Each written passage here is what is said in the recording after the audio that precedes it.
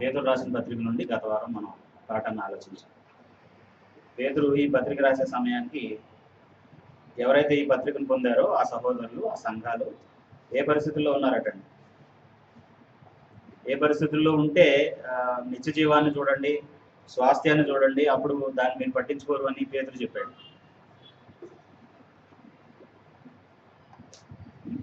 ఎవరు లేరా పోయిన వారం ఆరాధనకు వచ్చినట్టు? మరి శ్రమల్లో ఉన్నారు. శ్రమలేను కదా, శ్రమల్లో ఉన్నారు. ఎలాంటి శ్రమలు అంటే వాళ్ళతో కూడా ఉండేటటువంటి అన్ని జనులు పూర్వం వాళ్ళు అనుసరించినటువంటి విధానాల విషయమై వారితో కూడా పరిగెత్తనందుకు ఏమని దూషిస్తున్నారట? దుర్మార్గులని వాళ్ళని దూషిస్తున్నారు. కాబట్టి వాళ్ళ బెదిరింపులకి భయపడకుడి అనే మాటని మనం చూసాం. కాబట్టి ఇలా అనేక శ్రమలు ఎదుర్కొంటున్నప్పుడు ఒకలాంటి మొండితనం, ఒకలాంటి విసుగు, ఒకలాంటి కోపం ఇటువంటివి కూడా క్రైస్తవుడికి రావడం అనేది సహజంగా జరుగుతుంది. ఎంత క్రైస్తవులైనా విసుగుపోతున్నప్పుడు, ఒక విషయంలో పదే పదే ఇబ్బంది పెట్టబడుతున్నప్పుడు ఎలాంటి వైఖరి వస్తుంది? ఒకవేళ అరవకపోవచ్చు కానీ, గట్టిగా ఇతరుల మీద కోపపడకపోవచ్చు కానీ, రెస్పాండ్ అవ్వాల్సినటువంటి వాటికి రెస్పాండ్ అవ్వకపోవడం అనేటటువంటిది జరుగుతుంది. మనం సహజంగా మన ఇళ్లలో, మన పిల్లల్లో పెరిగేటటువంటి విధానాన్ని మనం చూస్తే, ఒకవేళ మనం ఏదైనా గద్దించామనుకోండి, ఈ పని ఎందుకు చేశారు అని, అది వాళ్ళకి నచ్చినప్పుడు వాళ్ళు మన మీద తిరగబడరు కానీ అలుగుతారా అలగరండి, ఇంకోలాగా ప్రవర్తిస్తారో ప్రవర్తించరా. అంటే జనరల్గా ఇంట్లో ఎలా హ్యాపీగా ఉండాలో అలాగే హ్యాపీగా ఉండరు. ఏదన్నా ఇస్తే తీసుకోకుండా ఉండటం, లేకపోతే ఏదన్నా అడిగితే జవాబు చెప్పకుండా ఉండటము, బొంగమూతి పెట్టడం అంటారు కదా, మూతి ముడుచుకుని ఉండటము, ఇలాంటివి చేస్తూ ఉంటారు. అంటే ఒక మనిషి తన అసహనాన్ని వెళ్ళగక్కేటటువంటి తీరు అది. అటువంటి వాళ్ళకి పేతురు ఏం చెప్తున్నాడంటే, మీరు మంచి విషయాల పట్ల ఆసక్తి కలిగి ఉన్నారు. ఎవరో వచ్చి ఏదో చేసినంత మాత్రాన మీరు మీ ప్రోగ్రాం నుంచి పక్కకి వెళ్ళడం అనేది మీకు ధర్మం కాదు అనేటటువంటి దాన్ని చెప్తూ ఉన్నాడు. అలా చెప్పడాన్ని ఎలా ప్రారంభించాడు అని అంటే, పరలోకమందున్న మీ స్వాస్థ్యాన్ని మీరు చూస్తే అది అక్షయమైనది, వాడబారనది, నిర్మలమైనది. కాబట్టి దాన్ని మీరు చూడగలిగినప్పుడు మీకు వచ్చే శ్రమ ఎంతకాలం ఉండే శ్రమట? శ్రమ ఎంతకాలం? కొంచెం కాలం. అది కూడా ఎలాగా? అనవసరమా అవసరం అండి? అవసరాన్ని బట్టి కలిగేటటువంటి కొద్ది కాలపు శ్రమ అని చెప్పి దాని గురించి చెప్పడం లేదు. కాబట్టి పరలోకంలో మీకు స్వాస్థ్యం ఉంది. పరలోకంలో ఉన్నటువంటి మీ స్వాస్థ్యాన్ని మీరు స్పష్టంగా చూడగలిగినట్లయితే ఈ శ్రమలను ఎలా భావిస్తారు అని అంటే, అగ్నిలో కాల్చబడినటువంటి సువర్ణం ఎలాగైతే మేలిం బంగారంగా మారుతుందో అలాగే మీరు దాన్ని భావిస్తారు అని చెప్పేసి చెప్పాడు. అప్పుడు ఇంకొక థాట్ ఆయన చెప్తూ ఉన్నాడు. 13వ వచనం నుండి మనం చదివినట్లయితే, దేని పట్ల ఆసక్తి ఉంటే శ్రమలు తక్కువగా చూడగలమట? మంచి విషయాల మీద మనకు ఆసక్తి ఉన్నప్పుడు, మంచి విషయాల వలన కలిగేటటువంటి లబ్ధి మనం పొందాలని కోరుకుంటున్నప్పుడు, మనకు ఎదురయ్యేటటువంటి చెడ్డ విషయాల గురించి ఎలా రెస్పాండ్ అవ్వాలో పేతురు చెప్తూ ఉన్నాడు. మనం దీన్ని చాలా జాగ్రత్తగా ఆలోచించవలసినటువంటి విషయాలు. మంచి విషయాల పట్ల ఆసక్తి ఉన్న వాళ్ళు వేటిని పట్టించుకుంటారో, వేటిని పట్టించుకోరో పేతురు చెప్పినటువంటి విధానంలోనే మనం ఆలోచించాలి. మనం చాలాసార్లు మనకి మంచి విషయాల మీద ఆసక్తి ఉంటుంది కానీ ఆ మంచి విషయాల పట్ల ఆసక్తిని చెడ్డ విషయాల మీద ఉండేటటువంటి ఆసక్తితో సాధించాలని ప్రయత్నం చేస్తాం కదండి. వంట చేయాలంటే ఎక్కడికి వెళ్ళాలి? కిచెన్లోకి వెళ్ళాలి. బెడ్రూమ్లోకి వెళ్ళి వంట చేయడం కుదరదు. ఎందుకంటే వంట చేయడానికి సంబంధించిన పరికరాలు ఎక్కడ ఉంటాయి? కిచెన్లో ఉంటాయి. అలాగే మంచిగా బ్రతకాలి అని అంటే మంచి విషయాల మీద ఆసక్తి ఉండాలి. ప్రతిదాని మీద ఆసక్తి పెట్టుకుని మంచిగా బ్రతకడం అనేది సాధ్యం కాదు. అలాగే కాబట్టి శ్రమ పరచబడుతున్నటువంటి ఒక క్రైస్తవులారా, మీరు మంచి విషయాల మీద ఆసక్తి గల వాళ్ళు అయితే ఈ శ్రమ కానీ మరొకటి కానీ మిమ్మల్ని ఏం చేయదని చెప్తున్నాడు ఆయన? డిస్టర్బ్ చేయదు, మీకు హాని చేయదు అని చెప్తున్నాడు. కాబట్టి అదే విషయాన్ని మనం ఆలోచిద్దాం. మంచి విషయములపై మంచి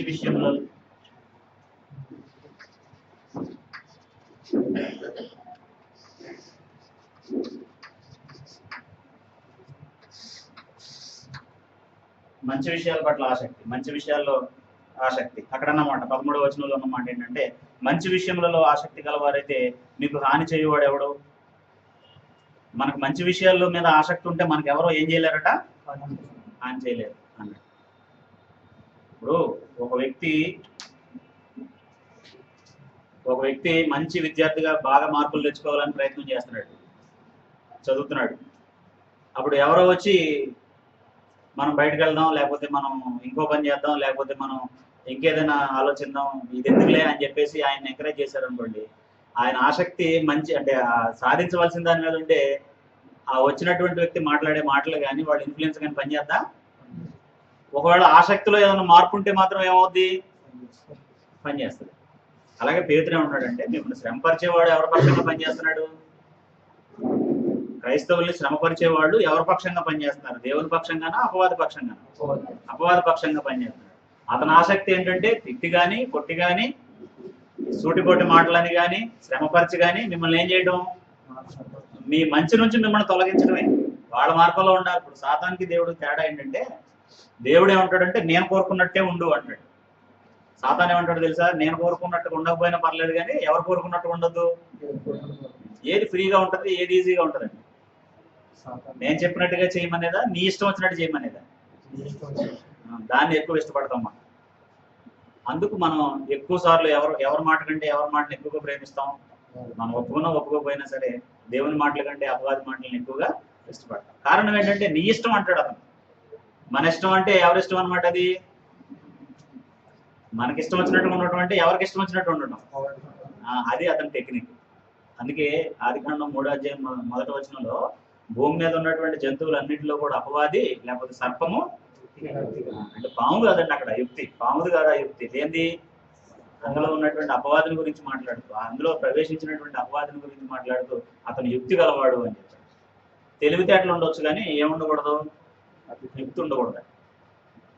యుక్తికి తెలివితేటలకి తేడా ఏంటి? మనిషికి తెలివి ఉండటానికి యుక్తికి తేడా ఏంటంటే, తెలివి అనేదేమో అక్కడ ఏం జరుగుతుంది అనేది తెలుసుకోవడానికి ఉపయోగపడేది, కరెక్ట్ సమాచారాన్ని తీసుకోవడానికి ఉపయోగపడేది. యుక్తి ఏంటి? అక్కడ కపటోపాయంగా నడుచుకోవడానికి ఉపయోగపడేదని కదండి. ఇప్పుడు పావురాన్నేమో చాలా ప్లెయిన్ హార్టెడ్ అని చెప్పి ఉదాహరణగా చెప్తాడు, పావురం లాగా అని చెప్తాడు. నక్కనేమంటాడండి? అది జిద్దులు మరతనం అంటే అది అనమాట. అంటే చిక్కకుండా హాని చేయటం, అది యుక్తి. కాబట్టి క్రైస్తవులకి తెలివి ఉండాలి, ఏముండకూడదు? యుక్తి ఉండకూడదు. ఎందుకంటే యుక్తి ఉన్న వాళ్ళు వాళ్ళ మనసాక్షిని మోసం చేసుకుంటారు, దేవుడికి వ్యతిరేకంగా ప్రవర్తించి దేవుడి దగ్గర నుంచి కూడా ఏం పోగొట్టుకుంటారు? ప్రతిఫలాన్ని పోగొట్టుకుంటారు. కాబట్టి ఇక్కడ పేతురు ఏం చెప్తున్నాడంటే, మంచి విషయాల మీద మీకు ఆసక్తి ఉంటే మీకు ఎవరో కూడా ఏం చేయలేరు, హాని చేయలేరు. మనం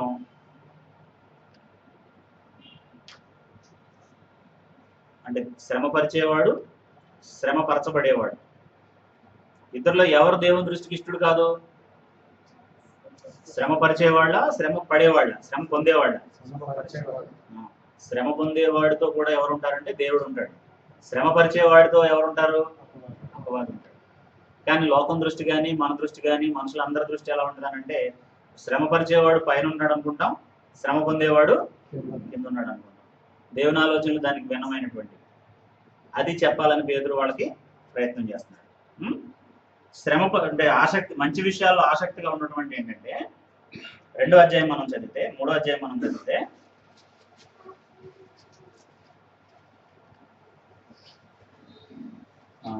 ముందు 2వ అధ్యాయం చదువు.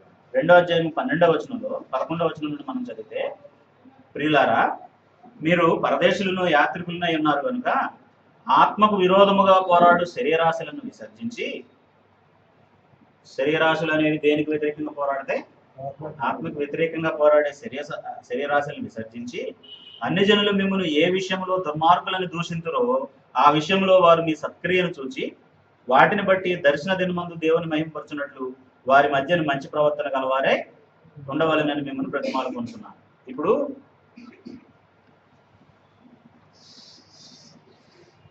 ఇది లోకము అనుకుంటే, లోకంలో సంఘం ఏం చేయబడింది? లోకంలోనే ఉన్నా కానీ ప్రత్యేకంగా ఉంది. అందుకే వేణుదేవి గారు మొన్న వచ్చినప్పుడు మాట చెప్పారు, అంటే ఎంతమంది గ్రహించారో నాకు తెలియదు. సముద్రంలో షిప్ ఉండొచ్చు కానీ షిప్పులో ఏముండకూడదు? అది ఎందుకు చెప్పారంటే, లోకంలో సంఘం ఉండొచ్చు కానీ సంఘంలో ఏ కల్చర్ ఉండకూడదు? లోక విధానాలు ఉండకూడదు. ఎందుకంటే అది ప్రత్యేకంగా ఉండటం కోసమే వేరు చేయబడింది, దాంతో కలిసిపోవటానికి కాదండి. లోకం విధానాలతో కలిసిపోవటానికి కాదు, ఇది వేరు చేయబడింది. కాబట్టి సంఘము లోకానికి భిన్నంగా ఉంది. ఒకప్పుడు ఇద్దరు వ్యక్తులు కలిసి జీవించారు. వీళ్ళిద్దరూ లోకంలో ఉండేటటువంటి విధానాలకు అనుగుణంగా అనేకమైన కార్యాలను చేశారు. విగ్రహారాధన చేశారు, సినిమాలకు వెళ్ళారు, అల్లరితో కూడినటువంటి ఆటపాటలు అన్నింటిలో పాల్పొందారు, తాగారు, లేకపోతే ఇంకేదో చేశారు. లోకంలో ఏవైతే సరదా లేకపోతే ఎంజాయ్మెంట్ అని చెప్పారో అవన్నీ చేశారు. ఇప్పుడు ఒక వ్యక్తి ఏం చేశాడంటే రక్షణ పొందాడు. అతను ఎక్కడికి చేర్చబడ్డాడు? ఇప్పుడు సంఘంలోకి చేర్చబడ్డాడు. ఇప్పుడు ఇంతకు ముందులాగా ఇతనితో కలిసి ఆ పని చేయట్లేదు, ఇంతకు ముందులాగా ఆయనతో కలిసి ఉండట్లేదు, ఈయన అన్నదానికల్లా ఒప్పుకోవట్లేదు మన ఇద్దరం కలిసి పని చేద్దామంటే. ఇప్పుడు ఈ వ్యక్తి ఏం చేస్తున్నాడు అని అంటే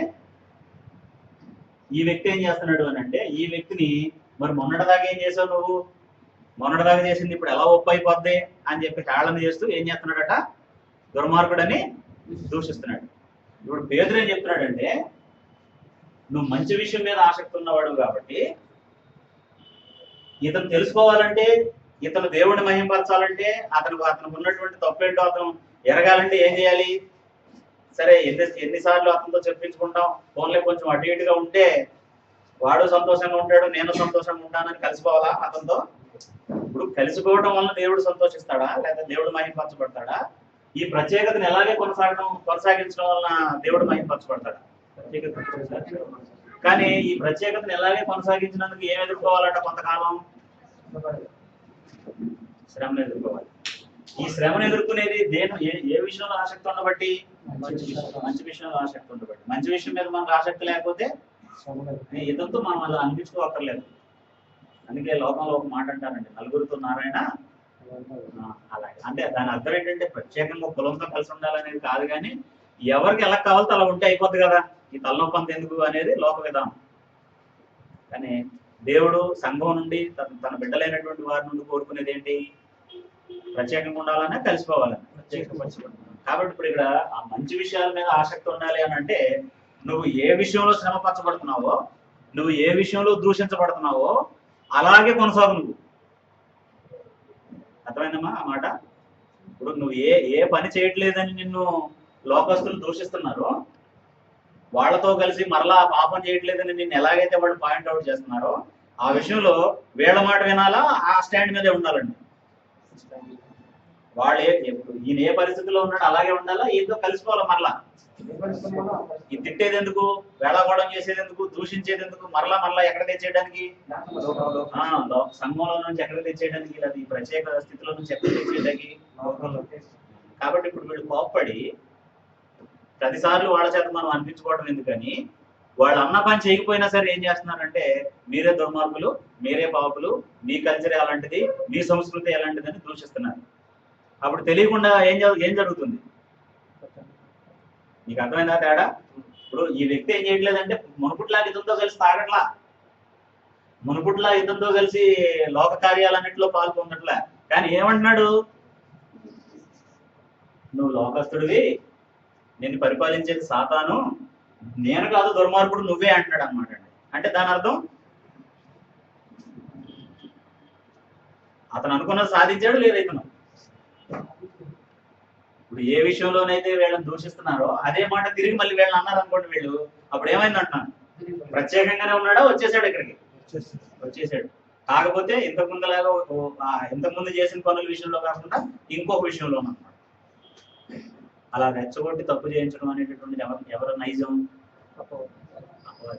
కొన్నిసార్లు మనల్ని ఎలా మోసం చేస్తాడంటే, నువ్వు ఎంత భక్తిపరుడువో, నువ్వు ఎంత సిన్సియరో అని చెప్పి కూడా మనల్ని ఏం చేస్తాడు? ఈ మొత్తం మనకి ఎక్కుతున్న కొద్దీ ఎలా చూస్తామండి మిగిలిన వాళ్ళని? ఇప్పుడు నేను ఎంత భక్తిపరుడో, నేను ఎంత విశ్వాసం అనే మొత్తం మనకి ఎక్కుతున్న కొద్దీ ఇతరులను ఎలా చూస్తాం మనం? ఆమె అంటాం. అలా కూడా మన చేత పాపం చేయించే పని ఎవరిది?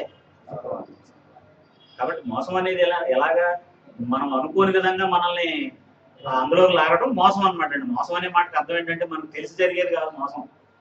తెలిసైతే ఎలా జరగనిస్తాం? మనకు తెలియకుండా ఎలా జరుగుతుందంటే, ఇదిగో నువ్వు ఇంతకుముందు నాతో కలిసి తాగావు, ఇంతకుముందు నాతో కలిసి అల్లరితో కూడా నాటుబాట్లకు వచ్చావు, ఇప్పుడు మరలా రా అంటే నేను రాను అని ప్రత్యేకంగా ఉంటున్నాడు. కానీ ఏమంటున్నాడు? నువ్వు దుర్మార్గుడు, నీ దగ్గర నేను ఎందుకు వస్తానంటాడు. అప్పుడు ఆటోమేటిక్గా ఎక్కడికి వచ్చేసాడు. కాబట్టి ఏ విషయంలో వాళ్ళు మిమ్మల్ని దుర్మార్గులను దూషిస్తారో వాళ్ళని తిరిగి దూషించకుండా మీరు ఎలా ఉన్నారో అలాగే ఉండండి. ఎప్పటి వరకు? ప్రభు రాకడ వరకు. అప్పుడు వాళ్ళు ఏమంటారు, నేను ఇంతకాలం ప్రయత్నం చేసినా తిరిగి మరలా ఎక్కడ తీసుకురాలేకపోయినా అతన్ని. అంటే దేవుడు చెప్పిన మాట అంత గొప్పదన్నమాట, ఇతను జీవించిన జీవితం అంత గొప్పదన్నమాట అని ఆ రోజు నిన్ను దేవుడు కూడా ఎవరు మహిమపరుస్తారు? అన్ని జనులే మహిమపరుస్తారు. కానీ వీళ్ళు ఏం చేస్తున్నారు? అధికారుల మీద తిరగబడుతున్నారు. కుటుంబ సభ్యులు ఒకరికి లోబడినటువంటి పరిస్థితులు వీళ్ళకి వస్తాయి. అప్పుడు పేతురు అనే మాట ఏంటంటే, నీకు నిజంగా మంచిగా బ్రతకాలనే ఆసక్తి ఉంటే, నీ ఆసక్తి మంచి గురించి అయితే నిన్ను వాడు రికగ్నైజ్ చేస్తున్నందుకు సంతోషించు కదా. ఇప్పుడు ఈయనండి, ఈయన దేవుని కుమారుడు అండి, మనతో కలవడండి అని ఎవరైనా అన్నప్పుడు నువ్వు వేళకోళంగా ఎందుకు చూడాలి దాన్ని? నేను ఎత్తుపడిచినట్టు ఎందుకు అనుకోవాలి? నీ గుర్తింపు అనుకోవచ్చుగా. తప్ప అది, అబద్ధం అది, నువ్వు అలా బిహేవ్ చేసావు, నిన్ను అలాగన్నారు. అది హేళనైనా సరే దానివల్ల మహిమ కలుగుద్దని యేసు ప్రభు చెప్పాడు కదండి. నా నిమిత్తము జనులు మిమ్మును నిందించి హింసించి అబద్ధముగా చెడ్డ మాటలల్లా పలుకున్నప్పుడు నువ్వు చేసేవని కాదు, అవి ఎలా చెప్పే మాటలట?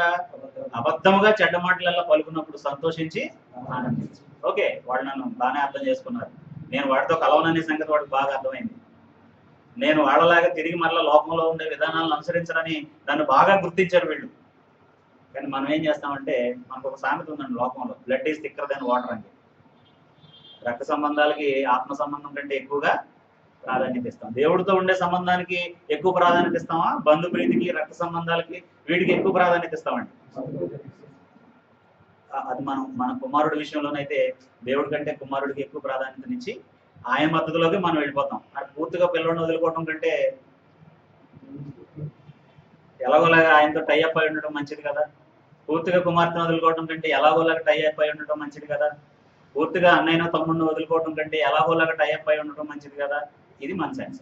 అప్పుడు మన ఆసక్తి మంచి గురించా, దేవుని కుమారులకు బ్రతకడం మీద, రిలేషన్స్ మీద? అలాగే మనం ఏం చేస్తున్నామంటే, మనకు తెలియకుండానే నెమ్మదిగా ప్రత్యేకత అనేటటువంటి స్థితి నుంచి మరలా ఎక్కడి నుంచి వచ్చామో అక్కడికి వచ్చేస్తాం. పేతురు ఏమంటాడంటే, అప్పుడు నీ ఆసక్తి దేని మీద కాదు? మంచి మీద కాదు. నువ్వు మంచి విషయాల మీద ఆసక్తి కలిగిన వాడు అయితే నిన్ను కొంచెం అది బాధ పెట్టినా, నిన్ను కొంచెం అది ఇబ్బంది పెట్టినా, నువ్వు మరలా మంచిలో కొనసాగేటట్టుగానే నీకు ఆ పరిస్థితి నీ వైపుకి టర్న్ అవుతుంది. అందుకు చేయాల్సినటువంటి పనులు ఏంటో కొన్నిటిని ఆయన చెప్పాడు. ఇక్కడ ఏమన్నాడంటే, సత్క్రియలు చేసినందుకు నువ్వు దూషించబడితే మరలా ఏం చేయాలి?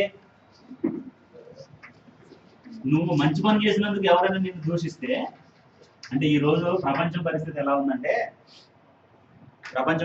ఉందంటే, మనుషులు చూసే దృక్పథం ఎలా ఉందంటే, ఎవరైనా ఆపదలో ఉన్నారని, ఎవరికైనా భోజనం లేదని ఒక పూట వాళ్ళకి భోజనం పెట్టామనుకోండి, ఆ భోజనం తిన్నటువంటి వ్యక్తులు, సహాయం పొందినటువంటి వ్యక్తుల దృక్పథం ఎలా ఉంటుందో తెలుసా? ఈయన నాకు 100 రూపాయలు ఇవ్వగలిగాడు అని అంటే, ఈ దగ్గర 800 ఉంటే నాకు 100 ఇచ్చాడు అనుకుంటున్నాడండి. ఎన్ని 100 ఉంటే నాకు 100 ఇచ్చాడు అనుకుంటున్నాడే తప్ప, అసలు నాకు ఎందుకు ఇవ్వాలి 100 రూపాయలు? ఎందుకు నన్ను ఆదుకోవాలి? ఎందుకు నన్ను పలకరించాలి? ఎందుకు నా విషయంలో జాగ్రత్త తీసుకోవాలి? ఆయన ఎవరో అలాగ ఆలోచించట్లేదండి మనుషులు. ఎన్ని 100 ఉంటే 100 ఇచ్చాడు అనుకుంటున్నాడు. ఎంత భోజనం ఉంటే భోజనం పెట్టాడు అనుకుంటున్నాడు అనమాట. ఎక్కువే పెట్టాడు అనుకుంటున్నాడు అనమాట అండి. అలాగా లేకపోతే నాతో ఏం పని ఉండి నాకు సహకరిస్తున్నాడు అనుకుంటారండి. ఇది మనుషుల యొక్క ఆలోచన. కొన్నిసార్లు క్రైస్తవుల మధ్యలో కూడా అటువంటి రిలేషన్స్ ఏముంటే ఆశ్చర్యపోనక్కర్లేదు. ఎందుకంటే అందరూ దేవుని చేతే సిన్సియర్గా నడిపించబట్ల. కొంత అవగాహన రాహిత్యం, కొంత బలహీన విశ్వాసం, కొంత దేవుడి గురించి తెలియకపోవడం, ఇటువంటి బలహీనతలోనే లేవు మనిషికి. కాబట్టి ఒకవేళ నువ్వు సత్క్రియ చేసినందుకు నేను ఎవరైనా హేళన చేశారనుకోండి, ఆ పెద్ద దానకర్ణుడు అండి ఈయన అని ఎవరైనా హేళన చేశారనుకోండి, వాడి చేత నేను ఆ మాట అనిపించుకోవడం ఎందుకని, ఈసారి మంచినీళ్ళే మన ముందు పడిపోయినా సరే మంచినీళ్ళు పట్టించుకొని ఉండటం అతనితో డీల్ చేసే మెథడా? లేకపోతే అతను అన్నా సరే మళ్ళీ మంచినీళ్ళు ఇవ్వడమే మంచి పద్ధతండి. అతను ఏమన్నా అనుకోని మంచినీళ్ళు ఇవ్వడం అనేది మన నేచర్. మంచినీళ్ళు ఇవ్వడం అనేది దేవుడు మనకు నేర్పింది. అతను డబ్బులు ఎక్కువ ఉన్నాయి అనుకొని, అక్రమంగా వస్తున్నాయి అనుకొని, ఇంకెలాగనుకొని మంచినీళ్ళు ఇవ్వడమే మన పని. అప్పుడు మనం ఎవరం? మంచి విషయాల మీద ఆసక్తి. మన ఇష్టం ఇది, ప్రజల స్పందన కాదు. యేసు ప్రభు జీవించిన కాలంలో ప్రజలు ఏమన్నారండి? కొందరేమో దెయ్యాలు కూడా ఈయనకు లోబడుతున్నాయి, ఈయన కాదా దేవుని కుమారుడు అని అభినందించారు. కొంతమంది ఏమన్నారండి, దెయ్యాలు అధిపతి వలన దెయ్యాలను వెళ్ళగొడుతున్నాడు అన్నారు. దానికి పొంగిపోలేదు, దీనికి కృంగిపోలేదు యేసు. ఆయన ఈ లోకానికి ఎందుకు వచ్చాడానికి తెలుసు, దాన్ని అనుసరించి ఆ పని ఆయన చేశారు. ఆ మంచి విషయాల మీద మనకు ఆసక్తి ఉండాలంటే మనకు కూడా అటువంటి నేచర్ ఉండాలి. ప్రజల స్పందన బట్టి కాదు మన ప్రవర్తన ఉండాల్సింది. ఎక్కడి నుంచి రావాలి, మనకు వచ్చే ఆలోచనలు మన క్యారెక్టర్లో నుంచి రావాలన్నమాట. అంటే క్యారెక్టర్లో నుంచి రావడానికి ఎమోషన్లో నుంచి రావడానికి తేడా ఉందా లేదండి? ఎమోషన్లో నుంచి రావాలంటే ఎవరొకరు రెచ్చగొడితే గబుక్కుని వస్తుంది, ఎవరు మాట్లాడకపోతే అది రాదు. క్యారెక్టర్లో నుంచి అయితే అవతల వాడు అడిగినా వస్తుంది, అవతల వాడు అడగకపోయినా. కాబట్టి మంచి విషయాల్లో మీరు ఆసక్తి గలవారైతే సత్క్రియలను ఏం చేయమంటాడు పేతురు? మరి వాళ్ళు తిడుతున్నారుగా, వాళ్ళు హేళన చేస్తున్నారుగా, వాళ్ళ సంగతి ఎవరు చూసుకుంటారు? ఇప్పుడు హేళన చేసినందుకు వాళ్ళు డెవలప్ అవుతున్నారా, దిగజారిపోతున్నారా? హేళన చేసిన వాళ్ళు రోజు రోజుకి అభివృద్ధి చెందుతున్నారా, దిగజారిపోతున్నారా? ఇప్పుడు నువ్వు ఒక వ్యాపారం చేస్తే వ్యాపారంలో పెట్టుబడి పెట్టి రూపాయి సంపాదించే వ్యక్తిని అనుసరిస్తావా, వ్యాపారంలో దివాళా తీసిన అనుసరిస్తావా? ఒక మంచి వ్యక్తి వ్యాపారం చేయాలనుకుంటే దేన్ని అనుసరిస్తాడండి? వ్యాపారంలో అభివృద్ధి చెందే వ్యక్తి వైపు చూస్తాడా, వ్యాపారంలో దివాళా తీసేవాడి వైపు చూస్తాడా? ఆత్మీయంగా అభివృద్ధి చెందాలంటే హేళన చేసేవాడి వైపు చూడాలా, అభివృద్ధి చెందేవాడి వైపు చూడాలా? అందుకు సత్క్రియలను ఏం చేయాలట? కొనసాగించాలి. అది పేతురు. తర్వాత 3వ అధ్యాయంలో లేదా 2వ అధ్యాయంలోనే మరలా 16వ వచనం నుండి లేదా 15వ వచనం నుండి మనం చదివితే 15వ వచనంలో ఏమంటాడంటే, ఏలైనగా మీరు యుక్త ప్రవర్తన గలవారై అజ్ఞానముగా మాట్లాడు మూర్ఖుల నోరు మూయుట దేవుని చిత్తం. ఈ నోరు మూయటం ఎలాగా? ఈ నోరు మూపించడం ఎలాగండి? మూర్ఖుల నోరు మూపించడం ఎలాగా? నువ్వు ఎలాగ ప్రవర్తించమని దేవుడు చెప్పాడో అలాగే ప్రవర్తించు. మనం ఏమనుకుంటాం, ఓయ్ అంటే ఓయ్ అని అంతకంటే పెద్ద కేకేస్తే నోరు మూపిస్తాం అనుకుంటాం. అది నోరు మూపించడం కాదండి. దేవుడి దృష్టిలో అది నోరు మూపించడం కాదు. నువ్వు ఎలా ఉండాలని దేవుడు కోరుకున్నాడో అలాగే ఉంటే, నేను ఎంత టెంప్ట్ చేసినా కానీ ఆ వ్యక్తి దగ్గర నుంచి వేరే రకమైన స్పందన రాలేదు అని అతను నోరు మూసుకోవాలన్నమాట. ఎన్నిసార్లు అంటాడు? నువ్వు పట్టించుకోకపోతే ఎన్నిసార్లు అంటారండి కదా? ఒక వ్యక్తి మనల్ని ఏ విషయంలోనైనా సరే ఇబ్బంది పెడతా ఉంటే నువ్వు పట్టించుకున్న కొద్దీ అది పెరుగుతూ ఉంటది. నువ్వు పట్టించుకోకపోతే అంతే. అలాగే మనం చాలాసార్లు మన మనస్తత్వాల్లో ఉండే బలహీనత ఎలా ఉంటుంది అంటే, మనకు అంగీకారం కావాలని కోరుకుంటుంది. సపోజ్ మనం ఎక్కడైనా ఒక గదిలో కూర్చున్నాం, నలుగురు మాట్లాడుతున్నారు, 5వ వ్యక్తి లోపలికి వెళ్ళగానే వాళ్ళు అందరూ నవ్వుతున్నారు అనుకోండి, ఏమనుకుంటాడండి ఆ వ్యక్తి? నన్ను చూసే నవ్వుతున్నారు అనుకుంటాడు. అసలు అంత ముందు ఏం జరిగింది, వాళ్ళ నవ్వడానికి కారణం ఏంటి? అంత పేషెన్స్ ఏరా, అంత ఎళ్ళపడం ఉన్నాను నేను, నవ్వే అంత అగ్లీగా ఉన్నాను నేను అని అడుగుతాడు. అప్పుడు వాళ్ళు చెప్తే వింటే వింటాడు, లేకపోతే అది అలాగే కొనసాగు. అలా కాదు మనుషుల నోరు మూపించాల్సింది. ఎలాగండి? ఏది దేవుడిది, ఏది సాతానుదని మనుషులు గుర్తిస్తున్నారో ఆ విషయంలో నువ్వు దేవుని పనే చేసి మూర్ఖుల నోరుని మోయించాలి. అది దేవుని చిత్తం. తర్వాత స్వతంత్రులై ఉండి దుష్టత్వమును కప్పిపెట్టుటకు మీ స్వాతంత్రమును వినియోగింపక. దేవుడు మనకు స్వాతంత్రాన్ని ఇచ్చాడు. మనలో ఉండే దుష్టత్వాన్ని కప్పపెట్టడానిక, దుష్టత్వం నుండి వేరుగా బ్రతకడానిక? దేని నుండి మనల్ని స్వతంత్రులు చేసింది? దుష్టత్వం నుంచి వేరుగా బ్రతికే స్వాతంత్రాన్ని ఇచ్చాడు, పాపం నుంచి విడుదల కలిగి చేసి. అంతేనా? దుష్టత్వాన్ని కప్పిపెట్టుకునే స్వాతంత్రాన్ని ఇచ్చాడా? ఇది ఎక్కువ మంది మనుషులకు ఇవ్వబడిన స్వాతంత్రాన్ని దేనికి వాడుకుంటున్నారు? కప్పిపెట్టుకోవడానికే వాడుతున్నారు తప్ప దానికి వేరుగా బ్రతకడానికి ఆ స్వాతంత్రాన్ని వినియోగించట్లేదు. దేవునికి దాసులమని లోబడి ఉండు. ఎవరికైనా మనం లోబడుతున్నామంటే, ఎవరినైనా గౌరవిస్తున్నాము అంటే దాని అర్థం ఏంటంటే మనం దేవుని దాసులమని. ఆ వ్యక్తి గొప్పతనం కాదు, లేకపోతే ఆ వ్యక్తికి ఖచ్చితంగా లోబడాలని అంతకంటే కాదు.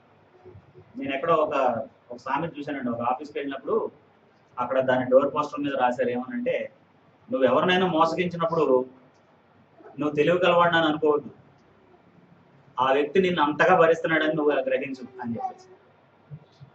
మనం ఎవరినైనా మోసగించినప్పుడు మనం ఏమనుకుంటాం, వాళ్ళకి తెలియకుండా చేసేసాం, మనం అంత గొప్పవాళ్ళం అనుకుంటాం. దాని అర్థం వాళ్ళు నిన్ను అంత భరిస్తున్నారని. నువ్వు అంత గొప్పవాడు అని కాదు, నిన్ను అంత ప్రేమతో ఇంకా భరిస్తున్నారు, నువ్వు మార్చుకుంటావని. అంతే తప్ప నువ్వు మోసం చేసి అంత తెలివి కలవాడు అని దాని అర్థం కాదు. కాబట్టి మనం లోబడ్డం అంటే వాళ్ళకంటే తక్కువని కాదు. ఎవరికి దాసులమని? దేవునికి దాసులమని. కాబట్టి ఎప్పుడు కూడా ఎలా ఉండాలి? మంచి విషయాల మీద ఆసక్తి ఉన్న వాళ్ళు ఎలా ఉండాలి? ఎవరికి దాసులుగా ఉండాలి? ఎంత గర్వంగా ఉంటారండి దేవుని దాసులు? దేవుని దాసుల్లో ఎంత గర్వం అహంకారం ఉంటుంది అంటున్నానండి. అంటే మనలో ఉండేటటువంటి గర్వం, అహంకారం, లేకపోతే మన ఈగో మనల్ని ఎలాగా డిస్టర్బ్ చేస్తుందని అంటే, మీరు అందరం ఆ పని ఎలా చేస్తాం? ఎలాగంటే ఇప్పుడు స్కూల్కి వెళ్ళినప్పుడు మన పిల్లలు స్కూల్లో ఏదో పని చేస్తారు. అప్పుడు ఎవడో అంటాడు, అరే ఈ షర్ట్ బాగోలేదురా, చాలా తక్కువ ఖరీదు చొక్కా వేసుకొచ్చాడు అని చెప్పేసి ఆ పిల్లాడు ఏడుస్తా మన దగ్గరికి వస్తాడండి.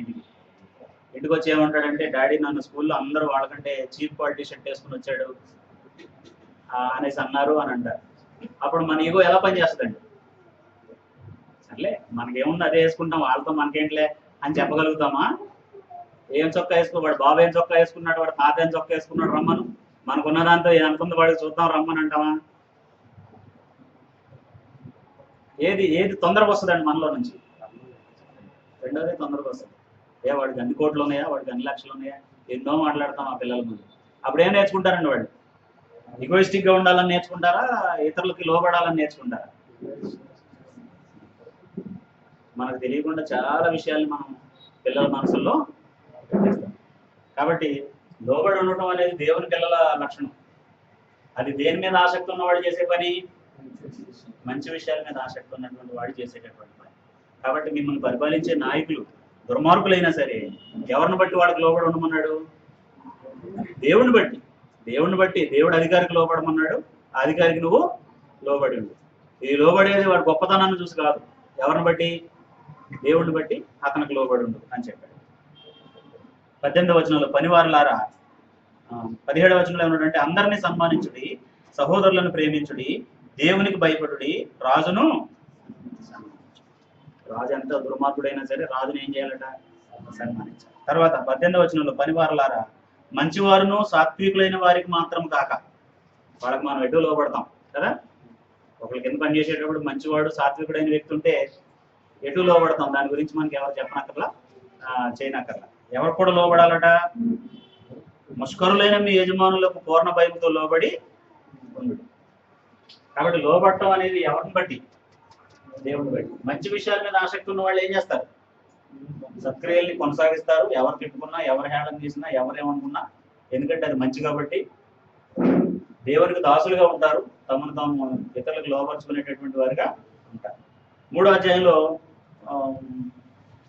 దేవుని ఎందు భయభక్తులు కలిగినటువంటి స్త్రీ ఎలా భర్తకు లోబడాలి, భార్యని ఎలాగ సన్మానించాలనేటటువంటి సంగతిని చెప్పిన తర్వాత 8వ వచనంలో ఏమన్నాడంటే, తొదకు మీరందరూ ఏకమనస్కులై, 3:8, ఒకరి సుఖదుఖములందు ఒకరు పాలుపడి సహోదర ప్రేమ గల వారును కరుణా చిత్తలను వినయ మనస్కులునై ఉండుడి అన్నాడు.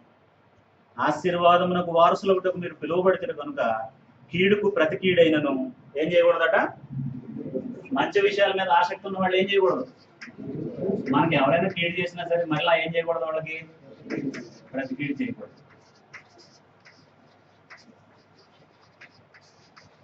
ఎందుకు చేయకూడదండి? కీడు చేసేవాడు పక్షంగా దేవుడు ఉన్నాడా? అందుగా ఆ సంగతి ఎవరిది? నీకు అన్యాయం చేసిన వాడికి అన్యాయం చేసే పని ఎవరిది? ఆ బిజినెస్ ఎవరిది? దేవుడిది. నీ పని అది కాదు.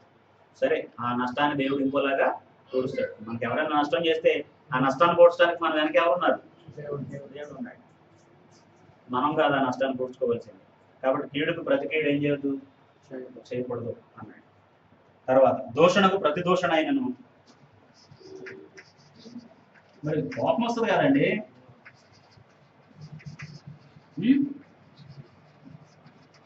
యేసుప్రభుని ఏమన్నారండి?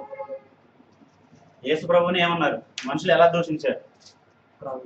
త్రాగుబోతున్నారు, తిండిపోతున్నారు, సమరయుడు అన్నారు. సమరయుడు అంటే అర్థం ఏంటో తెలుసండి? ఇద్దరు వేరు వేరు వ్యక్తులకి, అంటే ఇశ్రాయేలు గోత్రానికి అన్యులకి కలిసి పుట్టినవాడు అని అర్థం. కులం చెడినవాడు, గోత్రం చెడినవాడు అంటారు కదా, అలాంటి మాట అన్నారు. అలాంటి మాట అన్నారు. ఇంకేమన్నారు? ముఖం మీద ఉమ్మేశారు. ఇలా రకరకాలుగా ఆయన్ని హింసించారు. ఇప్పుడు ఆయనకి బలం లేదా? యేసుప్రభువుకి బలం లేదా? ఇప్పుడు యేసుప్రభు ఉన్న పరిస్థితుల్లో మనం ఉన్నప్పుడు మనం ఉండలేము, అంతదాకా రానేమో. మనల్ని ఎవడైనా అంత మాట అనేదాకా ఊరుకుంటామా? అన్నట్టు అనిపిస్తే ముందే దాడి చేయమా? ఒకవేళ అంతదాకా వస్తే మనకు బలం ఉండి మాట్లాడకుండా ఉంటే ఓర్చుకోవటం అంటారా? కొట్టలేక తిట్టలేక మళ్ళీ అంటే మళ్ళీ ఏమైనా ఉంటారేమో నన్ను భయం వేసి మాట్లాడకుండా ఉంటే ఓర్చుకోవటం అంటారా? దేన్ని ఓర్పు అంటారు? ఒక బలవంతుడు అతని కంటే బలహీనుడు అతన్ని దూషించినా సరే, అతన్ని అణచగల శక్తివంతుడైనా సరే ఆ విషయంలో మాట్లాడకుండా ఉంటే దాన్ని ఓర్పు అంటారు. అంతేనా? అదే ఓర్పు? లేకపోతే మనం ఏం చేయలేక మెదలకుండా ఉన్నది ఓర్ప? ఏం చేయలేక మెదలకుండా ఉన్నాడు లోపల గోల్డ్ తిట్టుకుంటాడా? అలాగైపోవాలి ఇలాగైపోవాలని దూషిస్తాడా? లేదండి. కాబట్టి దూషణకి ప్రతి దూషణ ఏం చేయకూడదట? దూషణకి ఏం చేయకూడదట? ప్రతి దూషణ చేయకూడదు. ఎందుకంటే దూషించిన వాడిని దేవుడు శిక్షిస్తాడు. అదే పని మనం చేస్తే, రోమిలకు రాసిన పత్రిక 2వ అధ్యాయంలో ఏమన్నాడంటే, తీర్పు తీర్చే మనుషుడా, ఏ విషయంలో ఎదుటివాడికి తీర్పు తీరుస్తున్నావో ఆ విషయంలో నీకు నీవే తీర్పు తీర్చుకున్నావు. తిట్లు ఏంటండి అన్నాం అనుకోండి, మనం తిట్టినప్పుడు ఆ తిట్లు ఏంటండి అన్నవాడు ఎలాంటి వాడని మనం అనుకుంటున్నామో, మనల్ని మనమే ఏమని జడ్జ్ చేసుకుంటున్నాం. ఆ రోజు అంత పనికిమాలినోడు అండి వాడు బాగా తిడతాడండి అన్నాం అనుకోండి, అంత పనికిమాలినోడు నేనండి అని చెప్తున్నాం అనమాట అండి. ఆ పని మనమే చేసి అలాగే. ఇప్పుడు దూషించిన వాడికి తీర్పు తీర్చడం దేవుని నీతి అయితే, మరి ప్రతిదోషణ చేసిన వాడికి ఏం చేయాలి? దూషించిన వాడిని శిక్షించడం దేవుని నీతి అయితే, మరి ప్రతిదోషణ చేసిన వాడిని ఏం చేయాలంటున్నాను? అది దేవుని నీతి. దేవుడికి మన పర అనేది ఏమి ఉండదు, రాజు మంత్రి అనేది ఏమి ఉండదండి, గొప్పవాడు పేదవాడు అనేది ఏమి ఉండదు. దేవుని నీతి అనే మాటకు అర్థం ఏంటంటే, ప్రతి వాడు చేసినటువంటి పనులను బట్టి ఆ పనికి ఏ ప్రతిఫలం రావాలో ఆ ప్రతిఫలాన్ని అందరికీ ఒకేలాగా ఇవ్వడం అనేది దేవుని నీతి. మరి నిన్ను దూషించిన వాడిని నువ్వే దూషించి మళ్ళీ దేవుడిని అడిగితే, నేను శ్రమ పెట్టిన వాడిని నువ్వే శ్రమ పెట్టి మళ్ళీ దేవుడు ఆ సంగతి చూసుకో అంటే, నువ్వు బెల్లు కొడితే వచ్చి పనిచేసే ప్యూనా దేవుడు? అవునా?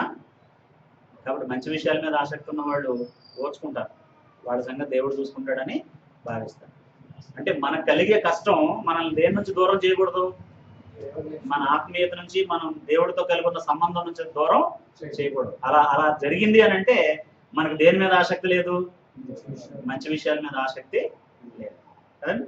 ఇప్పుడు రాత్రి అంతా చదువుతాడు 10th క్లాస్ చదివే విద్యార్థి, లేకపోతే ఏదో ఎగ్జామ్కి ప్రిపేర్ అయ్యేటటువంటి ఒక విద్యార్థి. రాత్రంతా చదువుతున్నప్పుడు అతని మనసులో ఏముంటుందంటే, నేను మంచి మార్కులు సంపాదించడం కోసం చదువుతున్నాను అనుకుంటాడు. కాబట్టి ఓర్చుకుంటాడా? ఇబ్బంది పడతాడండి. ఈ చదివి ఏం చేయాలో తెలియనోడు ఏం చేస్తాడండి? కొంతసేపు చదివాక అందరినీ తిడతాడు, నన్ను ఎందుకు కూర్చోబెట్టారు ఇక్కడ, నన్ను ఎందుకు చంపుతున్నారు, ఈ చావు నేను ఎందుకు చావాలని చెప్పేసి అందరినీ. కాబట్టి మనకు మంచి విషయాల మీద ఆసక్తి ఉందా లేదా అని మనం ఎగ్జామిన్ చేసుకోవాలి. ఎందుకు దేవుడిని ఆరాధించడానికి ఎంత దూరమైన శ్రమ పడి వెళ్ళాలి? ఎందుకు వెళ్ళాలండి? దేవుడిని ఆరాధించడం మంచిది, దాని పట్ల మనకి ఏముంది? ఆసక్తి ఉంది. ఎందుకు దేవుని కార్యాల్లో పాల్పొందడానికి ఎంత సమయాన్ని కేటాయించాలి? అది మంచిది, ఆ పని మీద మనకేముంది? ఆసక్తి. నోటితో చెప్తేనా కనబరిస్తేనే తెలుస్తుందండి. ఇదిగో ఈ సందర్భాల్లో వచ్చినప్పుడు తెలుస్తుంది మనకు మంచి మీద ఆసక్తి ఉందా లేదా. సౌల్ని అరణ్యంలో పట్టుకున్నారు, లేకపోతే ఆయన ఉన్న చోటుని చూశారు, నిద్రపోతున్నారు వాళ్ళంతా.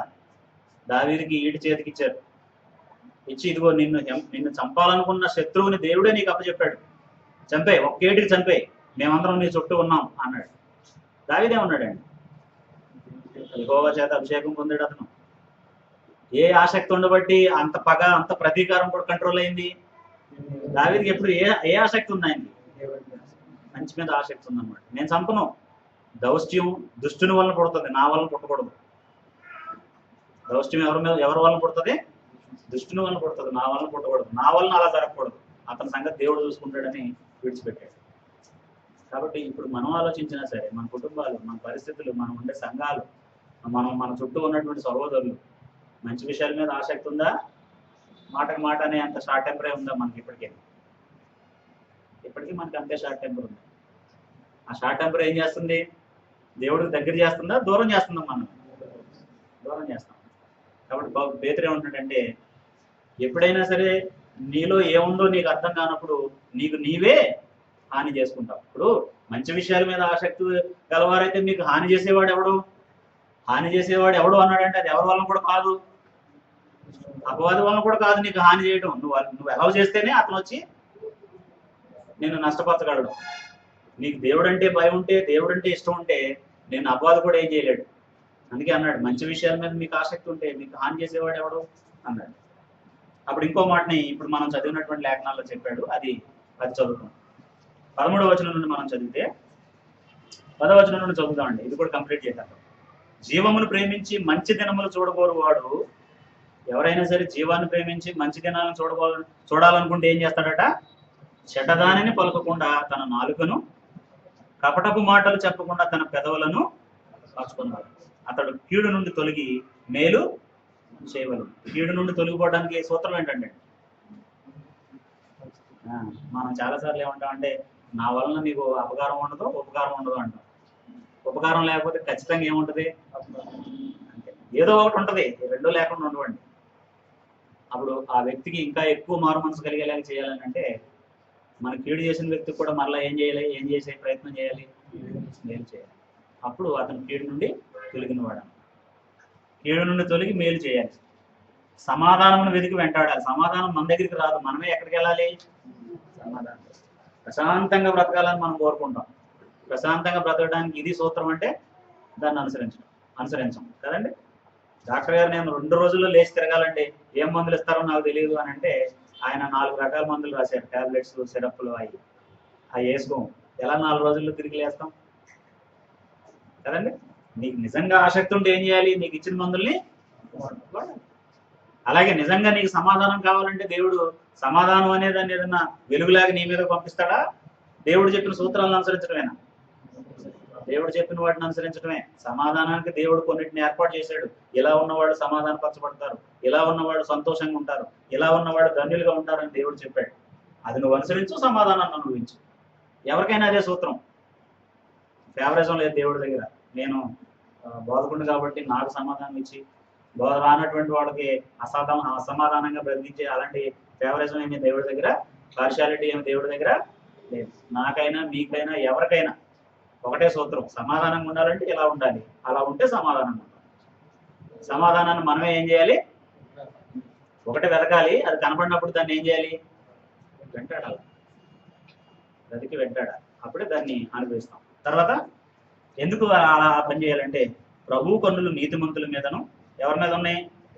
నీతిమంతుడు అంటే శ్రమ పెట్టేవాడా, శ్రమ పొందేవాడా? ఆయన చెవులు వారి ప్రార్థనల వైపున ఉన్నవి కానీ ప్రభువు ముఖము కీడు చేయ వారికి విరోధముగా ఉన్నది. మనకు అపకారం చేసిన వ్యక్తికి తిరిగి అపకారం చేసేటప్పుడు ఎవరికి విరోధులు అవుతున్నాం? ఆ వ్యక్తికి కాదు. ఇక్కడ ఏమంటున్నాడంటే ప్రభువు ముఖము కీడు చేయవారికి విరోధంగా ఉంది. అప్పుడు మనం ఎవరితో పోరాడుతున్నాం?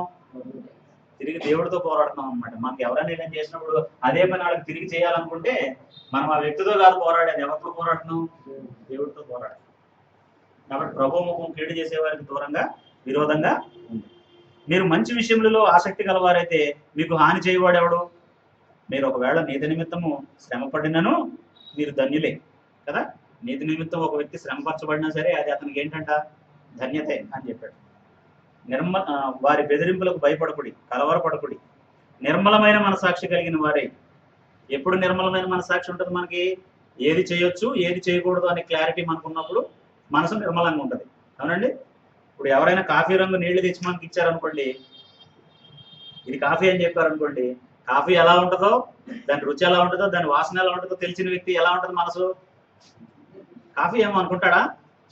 కాఫీ గురించి ఆయనకు తెలుసు కాబట్టి అది కాఫీ కాదు నీళ్ళు అని ప్రశాంతంగా ఉంటాడు అన్నమాట.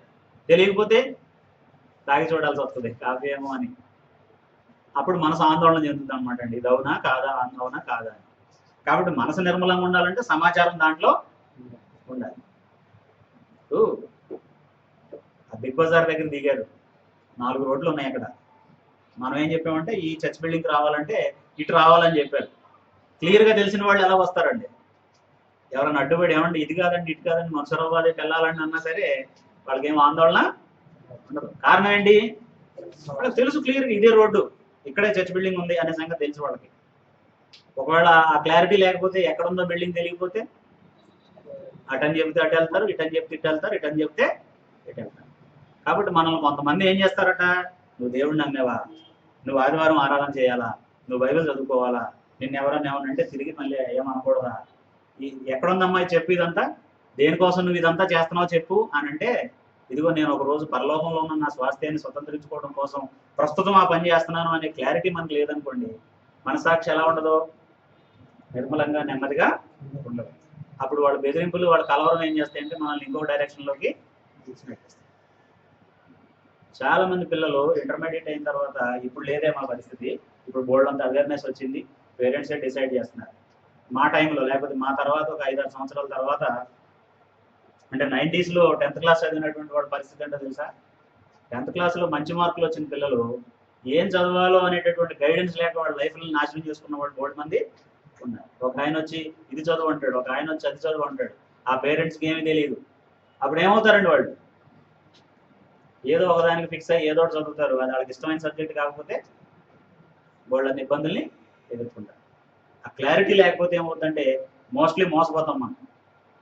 కాబట్టి మనల్ని ఎవరైనా సరే వచ్చి నువ్వు ఎందుకు క్రైస్తవుడిగా జీవిస్తున్నావు అని అడిగినప్పుడు, నువ్వెందుకు లోకస్తుడిగా జీవిస్తున్నావు అనేది జవాబు కాదండి. మనం చాలా ప్రశ్నలకి జవాబు ఎలా చెప్తాం తెలుసా, మళ్ళీ ప్రశ్నే, నీకు ఇది తెలుసా అని ఎవరన్నా అడిగారు అనుకో, తెలుసో తెలియదో చెప్పు, నీకు తెలుసా మరి అంటాం అన్నమాట. అప్పుడు నీకు తెలుస్తుందా, అలాగ అన్నంత మాత్రం నీకు తెలుస్తుందా? పొరపాటునే ఒకవేళ తెలియని వ్యక్తి నాకు ఇది తెలుసు అని ఏదైనా కాంతి చెప్పాడు అనుకోండి, అప్పుడు నువ్వు కూడా అదే రైట్ అనుకునే ప్రమాదం ఉందా లేదా? నాకు తెలుసు అని అదేదని చెప్పాడు అనుకోండి, అదే రైట్ అనుకునే ప్రమాదం ఉందా లేదా? కాబట్టి మనల్ని మనుషులు హేతు అడగబోతున్నారు, మనం ఎలోన్గా కొనసాగట్లేదు క్రైస్తవులుగా. చాలా మంది అడుగుతారు, ఎందుకు క్రీస్తవం రైటు, ఎందుకు ఇలాగే ఆరాధన చేయాలి, ఎందుకు వాయిద్యాలు వాయించకూడదు, ఎందుకు పండగలు చేయకూడదు, ఎందుకు దశమభాగాల గురించి మాట్లాడకూడదు, ఎందుకు అలా ఉండకూడదు, ఎందుకు ఇలా ఉండకూడదు అని అంటారు. మేము మీలా కాదు అంటారండి మన వాళ్ళందరూ. మీలా కాదు అన్నంత మాత్రాన అది రైటా అంటున్నానండి. నీకు తెలుసా అన్నంత మాత్రాన అది రైటా? నేను ఎందుకు ఆ పని చేయట్లేదు, నా గురిది, దేవుడు నాకు ఇది చెప్పాడు, నేను అలాగే చేస్తాను, యేసు ప్రభు ఇదే బోధించారు, నేను అలాగే ఉంటాను, ఇదే అపోస్తుల బోధ, నేను దాన్ని అనుసరిస్తాను. ఆ క్లారిటీ ఉంటే మనసాక్షి ఎలా ఉంటుందట, అప్పుడు మనకు ఆ విషయం తెలుసు కాబట్టి తొందరపడకుండా, దూషించకుండా, అవతల వ్యక్తులను డామినేట్ చేయకుండా కూల్గా జవాబు చెప్తామండి. విషయం తెలిసిన వాళ్ళు ఎవరైనా కూల్గానే జవాబు చెప్తారు. ఒకవేళ విషయం తెలియకపోతే నేను ఎక్కడ ఓడిపోతానో అని ముందే వాళ్ళని డామినేట్ చేస్తాను. క్రీస్తు సంఘంలో ఉండే వాళ్ళలో 99% మంది ఫస్ట్ టైం మాట్లాడతారో తెలుసండి, క్రీస్తు సంఘస్తులే పరలోకం వెళ్తారంటారు. అక్కడే మొదలు పెడతారు. అవతల వాళ్ళకి సిగ్గెత్తిపోద్దండి ఆ మాట వినంగానే. అలాగా ఇలా చేసి పరలోకం వెళ్తారా మీరు అని అడుగుతారు. ఎక్కడ మొదలు పెట్టాలి అసలు? ఒకవేళ వాళ్ళతో మాట్లాడాల్సి వస్తే వాళ్ళని డామినేట్ చేయడంతోనా, ఇన్ఫర్మేషన్ ఇవ్వడంతోనా? ఒక వ్యక్తికి ఏదైనా చెప్పాలంటే ఏం చేయాలి? అతను హృదయాన్ని తెరవాలా, కొట్టాలా దాని మీద గట్టిగా? కొట్టకూడదండి. కొడితే వాళ్ళు వినరు. కొడితే మళ్ళీ మన పిల్లల్ని కొట్టి చూడండి, వింటారేమో. పాల గ్లాసు వాడికి ఇచ్చి తాగు అని ఒకటి వేయండి, ముఖం మీద తీసుకెళ్తాడు గ్లాసు, వినరు. కాబట్టి మనసాక్షి నిర్మలంగా ఉంటే ప్రత్యుత్తరం ఇవ్వడం ఎలాగిస్తామంట మనుషులకి? అది చెప్తున్నట్టు చూడండి కింద, నిర్మలమైన మనసాక్షి కలిగిన వారే మీలో ఉన్న నిరీక్షణను గురించి, ఈ పని ఎలాగెందుకు చేస్తున్నాం అని మనల్ని ఎవరైనా అడిగితే మనకి ఏముండాలి దాని గురించి? ఇప్పుడు ఎవరైనా క్రీస్తు సంఘస్తులే పరలోకం వెళ్తారు అన్న వాళ్ళకి పరలోకం గురించి నిరీక్షణ ఉండాలా అక్కర్లేదండి? ఆ నిరీక్షణ ఎలా ఉండాలి అంటే ఇంకో వ్యక్తి కళ్ళ కట్టినట్టుగా నువ్వు చెప్పగలిగేలాగా ఉండాలన్నమాట. అమ్మ మరి ముందు వంకాయలు వేసి తర్వాత నువ్వు ఎందుకు పోయకూడదు అని అమ్మాయి అడిగింది అనుకోండి తల్లిని, తల్లికి కూడా తెలియకపోతే ఏం చేద్ది? ఎలాగోలాగా అందులో పడేయండి అమ్మాయి, అన్ని కలిసి అయ్యే ఉడితే అని చెప్తున్నాను.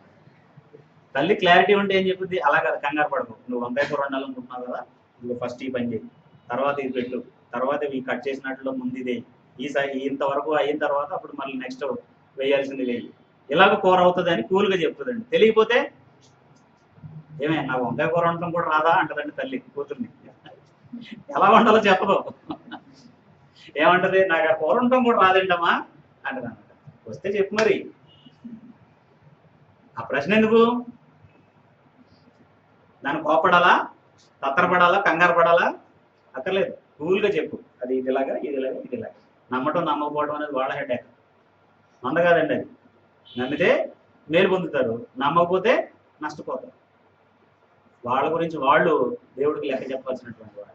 కానీ మన వైపు నుంచి మనం ఏం చేయాలంటే కోప్పడో, తిట్టో, లేకపోతే ఇంకో రకంగా బిహేవ్ చేసో మన రక్షణ మనం పోగొట్టుకునే పని చేయకూడదు. మంచి చేయడానికి మనం చాలాసార్లు మనం చెడ్డోళ్ళం అయిపోతాం. మంచి చేయడానికి నువ్వు చెడ్డోడు అయితే నువ్వు చేసే మంచి వల్ల అవతల వాడికి ఉపయోగం ఉండదు, నీకు ఉపయోగం ఉండదు. నువ్వు మంచి చేసేటప్పుడు మంచివాళ్ళలాగానే ఉండాలి. అప్పుడు నీ మంచి నీకు ఉపయోగపడితే నీ మంచి అవతల వాడికి కూడా ఉపయోగపడదు. కాబట్టి ఎలాంటి మనసాక్షి కలిగిన వారే ఉండాలట?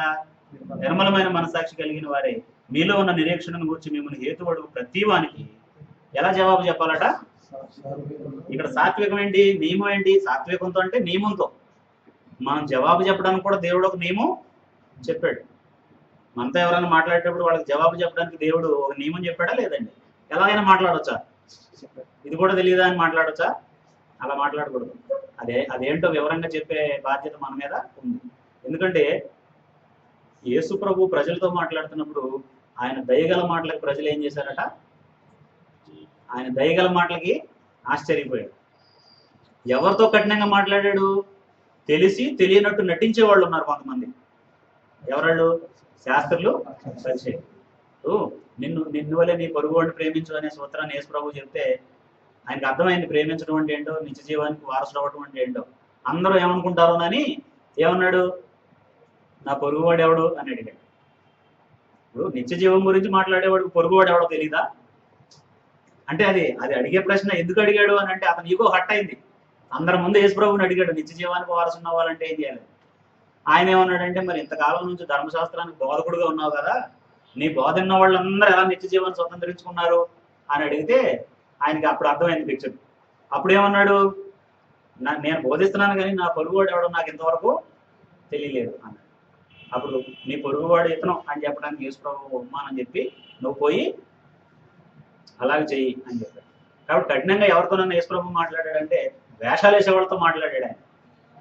ప్లెయిన్ హార్టెడ్ పీపుల్ అంటే ఈ అజ్ఞానంతో ఆ సమాచారం తెలియని వాళ్ళతో ఎలా మాట్లాడాడు అని అంటే వీళ్ళకి సమాచారం తెలియదు, కాపర్ లేని గొర్రెల వలె విసిగి చెదరి ఉన్నారని వాళ్ళని చూసి కనికర పడ్డాడటండి ఆయన. కాబట్టి ఎలా జవాబు చెప్పాలి? మనలో ఉన్న నిరీక్షణ గురించి సాత్వికంతో చెప్పాలి, భయంతో చెప్పాలి. ఎందుకంటే దేవుని మాట ఒకడు బోధించిన ఎడల దేవోక్తులను బోధించినట్టు బోధించాలి. మన మాటలైతే మనం ఎలా మాట్లాడినా చెల్లుద్ది. దేవుని మాటలను ఎలా బోధించాలి? దేవుడు కనపరచబడేలాగానే బోధించాలి. దేవుడు చెప్పినట్టే చెప్పాలి, సొంతంగా కల్పించి చెప్పకూడదు. బోధించిన ఎడల దేవోక్తులను బోధించినట్టుగా బోధించాలి. అందుకే భయం.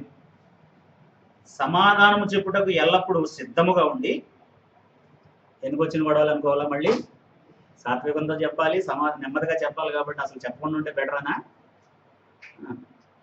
చెప్పే పని కూడా మందే. ప్రభురాత్రి భోజనంలో చేసిన ప్రతి వాళ్ళు ఏం చేస్తున్నారండి?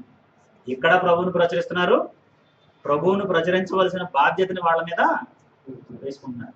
అది మర్చిపోవచ్చండి. మనం ప్రభురాత్రి భోజనంలో తీసుకునే ప్రతి వాళ్ళు ఏం చేస్తున్నారంటే ప్రభువుని ప్రచురించేటటువంటి బాధ్యతని తీసుకున్నారు. అలాగే మానేయటం కాదు పరిష్కారం, తెలుసుకోవాలి, ఎలా చెప్పాలనేది తెలుసుకోవాలి అంతే. ఎల్లప్పుడూ సిద్ధముగా ఉండి మీ హృదయములందు క్రీస్తును ప్రభువుగా ప్రతిష్ఠించారు. ఎవరైతే సాత్వికంతో భయంతో ఎదుటి వాళ్ళకి జవాబు చెప్తాడో వాళ్ళ ప్రభు ఎవరు? క్రీస్తు. ఎవరైతే ఇతరులను దూషిస్తారో, ఇతరుల మీదకు దుందుడుగుగా వెళ్తారో వాళ్ళ ప్రభు ఎవరటండి? కాబట్టి మంచి విషయాల మీద ఆసక్తి గల వాళ్ళు ఏం చేయాలట? ఇక్కడ చెప్పిన మాటను బట్టి జవాబు ఎలా చెప్పాలటండి? సాత్వికముతో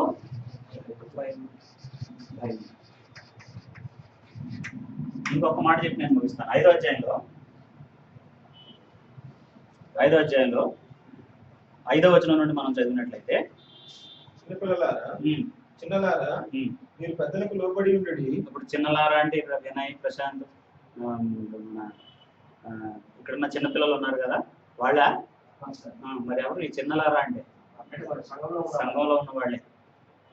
సంఘ పెద్దలు ఉన్నారు, వయసులో పెద్దవారైనటువంటి వారు ఉన్నారు. వాళ్ళని ఏమన్నారంటే పెద్దలు అనే మాట అన్నాడు. అంతకంటే మిగిలినటువంటి వాడు అంటే ఇన్ఫర్మేషన్ సఫిషియెంట్గా లేని వాళ్ళు అని అన్నమాట. ఓకే, చిన్నలారా మీరు పెద్దలకు లోబడి ఉండుడి. మీరందరూ ఎదుటి వాని ఎడల దేన మనసు అను వస్త్రం ధరించుకుని మిమ్మును అలంకరించుకొనుడి. దీన మనసు కలిగి ఉండటం అలంకారమా, లేకపోతే గర్విష్ఠిగా ఉండటం అలంకారం అండి ఒక మనిషికి? దేని మనసు ఉన్న వ్యక్తి గురించి అతను ఎదురుగా ఉన్నప్పుడు అలాగే మాట్లాడతారు, పక్కకి వెళ్ళిన తర్వాత కూడా అలాగే మాట్లాడతారు. గర్విష్ఠి గురించి ఎలా మాట్లాడతారు? ఆ దగ్గరికి వస్తున్నప్పుడే ఎవరన్నా వెళ్ళి వాళ్ళని ఏదైనా అడగబోతుంటే పక్కన వాళ్ళు ఏం కూడా ఉండరా బాబు ఎందుకు వచ్చింది ఆడతాం, ఆ కలపకు నాయన అనవసరంగా ఏదో ఒకటి తిట్టించుకోవడానికి ఆడతోటి అంటారా? వెళ్ళిపోయినాక అమ్మయ్య అంటారు. దేని మనసు కలిగిన వాళ్ళతోనైతే ఫ్రీగా అప్రోచ్ అవుతారు. వాళ్ళతో ఏదైనా మాట్లాడడానికి హెసిటేట్ అవ్వరు, వాళ్ళతో ఏదైనా ప్రవర్తించడానికి కూల్గా ఉంటారు. కాబట్టి ఏ వస్త్రాన్ని ధరించుకోవాలట? లోబడి ఉండాలంటే లోబడి ఉండాలనుకుంటే ఎవరికి లోబడటం? దీన మనసు మనలో ఉంటేనే లోబడగలుగుతాం. అలాగే దీన మనసు అనే వస్త్రం ధరించుకొని మిమ్మల్ని మీరు అలంకరించుకోండి. దేవుడు అహంకారులను ఎదిరించి, మనలో అహంకారం ఉంటే మనల్ని దేవుడు ఏం చేయబోతున్నాడు? ఎవరిని ఎదుర్కోబోతున్నాం? అహంకారంతో నిలుస్తామా ఆయన ముందు? నిలుస్తామండి ఆయన ముందు? దేవుడిని ఎదిరించి మనం ఏదైనా పొందగలం ఆయన దగ్గర అంటున్నాను. అహంకారులను ఎదిరించి దీనులకు కృప అనుగ్రహించను. ఇక్కడ దీనులు ఎవరు, అహంకారులు ఎవరు? ఈ కాంటెక్స్ట్ ని బట్టి, పేతురు రాసిన పత్రికలో ఉన్న మాటలను బట్టి దీనులు ఎవరు, అహంకారులు ఎవరండి? దీనులు అంటే శ్రమ పరచబడుతున్న వాళ్ళు, అహంకారులు అంటే శ్రమ పరిచేవాళ్ళు. శ్రమ పరిచేవాళ్ళు. ఇప్పుడు ఎవరి పక్షంగా ఉన్నాడు దేవుడు? పేతురు అది చూపిస్తున్నాడు సంఘానికి. ఇదిగో మీరు శ్రమ పరచబడుతున్నప్పుడు దేవుడు మీతోనే ఉంటున్నాడు. మనం 5వ అధ్యాయంలో ఇంత ముందు వారం చదివాం. మహిమా స్వరూపయోగ ఆత్మ మీ మీద నిలుస్తున్నాడు కనుక మీరు ధన్యులు అని చెప్పాడు. మనం శ్రమ పరచబడుతున్నప్పుడు దేవుడు మనల్ని ఆదరించడానికి ఎవరు ఉంచుతున్నాడు అంటే మన మీద పరిశుద్ధాత్మను ఉంచుతున్నాడు, మహిమా స్వరూపైన ఆత్మను ఉంచుతున్నాడు. ఇది ఎలా ఉంటుందో ఒక ఉదాహరణ చెప్పి నేను ముగిస్తాను. అంటే దాన్ని ఎలా రికగ్నైజ్ చేయలేము అనేటటువంటి. ఒక ఇంట్లో 2 పిల్లలు ఉన్నారు.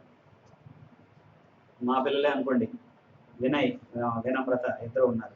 వాళ్ళిద్దరు పోట్లాడుకుంటూ ఉంటారు. వాళ్ళిద్దరు పోట్లాడుకుంటున్నప్పుడు వాడు కొంచెం బలవంతుడు కాబట్టి, పెద్దాడు కాబట్టి ఆ పాపను కొడుతున్నాడు అనుకోండి. పాపను కొడుతున్నప్పుడు నేనేం చేస్తానంటే, ఇది నిజంగా జరుగుతున్న స్టోరీ అనుకోకుండా సుమా, మన తర్వాత అడిగితే మా అబ్బాయి నా ప్రాణం చేస్తాడు. ఏంటంటే ఎలా చెప్తున్నావు ఇంట్లో గురించి బయట? నేను ఉదాహరణకి చెప్తున్నాను, ఇంకెవరి గురించి చెప్పలేక నేను మా పిల్లల్ని నేను ఉదాహరణగా చెప్తున్నాను. అప్పుడు మా వాడు ఇలాగ అంటా ఉంటే మా పాప ఇలా భయపడతా ఉంటుంది. వీడు ఏదో ఇలా అంటా ఉంటాడు, ఆమె భయపడతా ఉంటుంది. అప్పుడు వెనక నుండి వాడు అమ్మ నేను ఏం చేస్తామంటే పాప మీద చేయేస్తాం. అంటే ఏమవదులే, నేను ఇక్కడే ఉన్నాం, అన్నీ నేను కొట్టడు, వాడు కూడా కొట్టాలని కొట్టట్లేదు, ఊరికే చెయ్యాలని అంటున్నాడు అనే సంకేతాన్ని మేము ఆమెకు చెప్తా ఉంటాం. ఆమె ఏమంటది? మేము భుజం మీద చేసిన సంగతి, మేము వెనకాల నుంచి ఉన్న సంగతి పట్టించుకోదామే. ఏం చేస్తుందండి ఆమె? అన్నయ్య కొడుతున్నాడు అంటూ ఉంటుంది అనమాట. మనకు వచ్చే శ్రమల విషయంలో మనం అదే చేస్తామండి. దీన్నే చూస్తాం. మన వెనకున్న దేవుడిని కానీ పరిశుద్ధాత్మని కానీ మనం ఏం చేయం? వాడు భుజం మీద చేస్తానే ఉంటారు, మేము ఉన్నాం ఏం పర్లేదని. మనం ఈ భుజం మీద చేయి తీసేసి దీంతో పోరాడుతూ ఉంటాం అనమాట. ఇంకెక్కడ ఆదరణ కలుగుతుంది మనకి? ఇంకెప్పుడు రుచి చూస్తాం దేవుని ప్రేమని? కాబట్టి దేని మనసు అనే వస్త్రం ఎందుకు ధరించుకోవాలని అంటే, దేవుడు నీ పక్షంగా ఉండబోతున్నాడు. నువ్వు ఎదిరించావా, నీ తలనొప్పి నువ్వే పడు, నీ పక్షంగా ఎవరు ఉండరు? దేవుడు ఉండడు. ఇస్సాకుని ఆయన బావులన్నీ తీసేసుకుని, ఇవన్నీ కూడా నీ తండ్రి తవ్వినయ్య అయినా సరే మావే అని ఫిలిష్తీయులు లాగేసుకుంటే, ఎక్కడ బావిని లాగేసుకున్నా సరే అక్కడ నుంచి ఇంకో ప్రాంతానికి వెళ్ళాడు ఇస్సాకు. ఇస్సాకు పంట వేసినప్పుడు ఏం జరిగిందంటే, ఆశీర్వదించేవాడు దేవుడు. ఆయన ఎక్కడుంటేనేమి నూరంతలు ఫలించింది. ఇంతవరకు చరిత్రలో ఎప్పుడూ జరగని సంఘటన అండి. ఒక వ్యక్తి విత్తనం వేస్తే 100 అంతల ఫలం రావడం అనేది ఒక్క ఇస్సాకు విషయంలోనే జరిగింది.